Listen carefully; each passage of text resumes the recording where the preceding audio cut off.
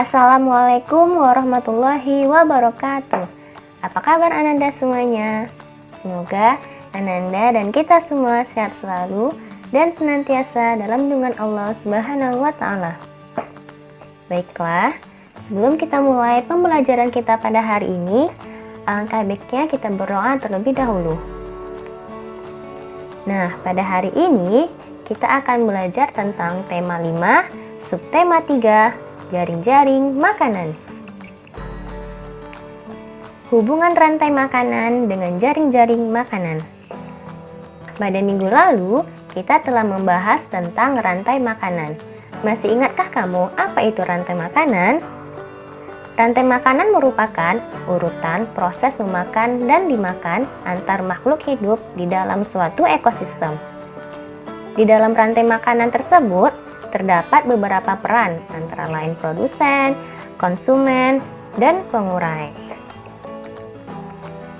Dalam suatu ekosistem, terdapat banyak makhluk hidup yang memiliki sumber makanan dan pemangsa yang sama.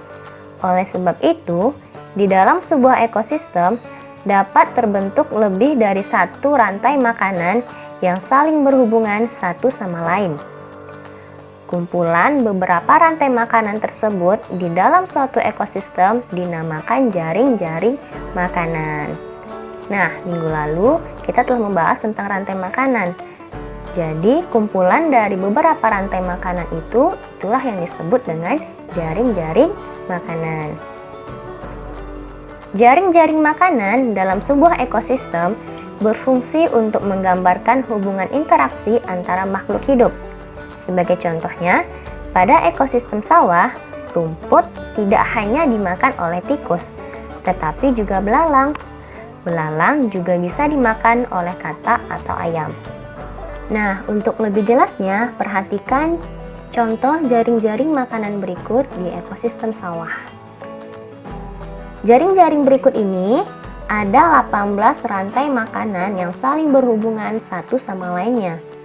Yang manakah itu 18 rantai makanan tersebut? Nah, yang pertama, rumput dimakan oleh tikus. Tikus dimakan oleh ular. Yang kedua, rumput dimakan oleh tikus. Tikus dimakan oleh elang. Yang ketiga, rumput dimakan oleh belalang. Belalang dimakan oleh katak. Katak dimakan oleh elang. Yang keempat, rumput dimakan oleh belalang. Belalang dimakan oleh katak. Dan katak dimakan oleh ular. Bisakah kamu menemukan yang lainnya? Temukan ya. Nah, jaring-jaring makanan ini terdapat dua produsen, yaitu pohon dan rumput. Nah, rumput dan pohon ini sebagai produsennya. Kemudian, untuk konsumen tingkat 1, yaitu tikus, belalang, dan ulat. Mengapa tikus, belalang, dan ulat sebagai konsumen tingkat 1? Nah, bisa kita lihat dari rantai makanan berikut. Nah, rumput dimakan oleh tikus, tikus dimakan oleh ular. Nah, tikus inilah sebagai konsumen tingkat 1. Kemudian belalang. Rumput dimakan oleh belalang, belalang dimakan oleh katak, dan katak dimakan oleh ular. Nah, ini juga sebagai konsumen tingkat 1. Kemudian untuk ulat. Ulat juga sebagai konsumen tingkat 1. Dari mana? Rumput dimakan oleh ulat. Nah, ulat ini juga bisa memakan pohon, daun-daunnya. Nah, jadi ulat juga sebagai konsumen tingkat 1. Kemudian, untuk konsumen tingkat 2 yaitu ada ayam, katak, ular, dan elang.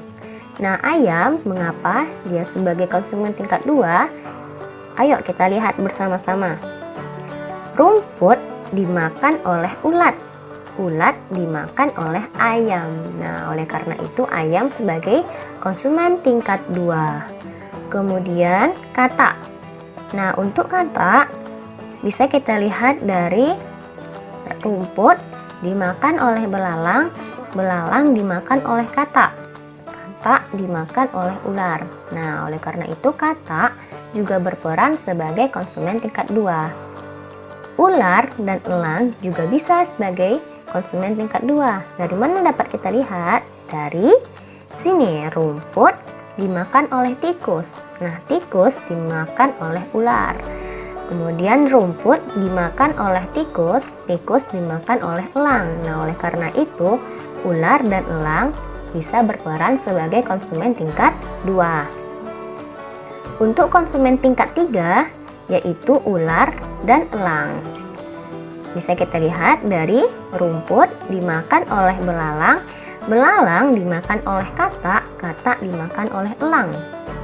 Atau rumput dimakan oleh belalang, belalang dimakan oleh katak, katak dimakan oleh ular. Nah, jadi si ular dan si elang ini bisa berperan sebagai konsumen tingkat 2 dan konsumen tingkat 3 pada contoh jaring-jaring makanan ini. Dari contoh tersebut, dapatlah kita mengetahui apa sih perbedaan antara rantai makanan dengan jaring-jaring makanan. Nah, untuk perbedaannya dapat kita lihat dari jumlah produsen. Nah, jumlah produsen pada rantai makanan itu hanya 1, sedangkan pada jaring-jaring makanan jumlah produsennya lebih dari 1. Untuk jumlah konsumen setiap tingkat pada rantai makanan itu hanya 1, kemudian pada jaring-jaring makanan itu lebih dari 1. Kemudian untuk jumlah rantai makanan, pada rantai makanan pastilah hanya 1. Nah, pada jaring-jaring makanan itu lebih dari 1, karena jaring-jaring makanan adalah kumpulan dari beberapa rantai makanan. Untuk aliran energi pada rantai makanan itu simple. Kenapa simple? Karena dia satu alur. Kemudian pada jaring-jaring makanan itu aliran energinya kompleks. Kenapa kompleks? Karena dia terdiri dari beberapa rantai makanan. Nah, baiklah, cukup sekian pembahasan kita pada hari ini. Semoga apa yang telah Miss sampaikan, Anda semua dapat memahaminya dengan baik.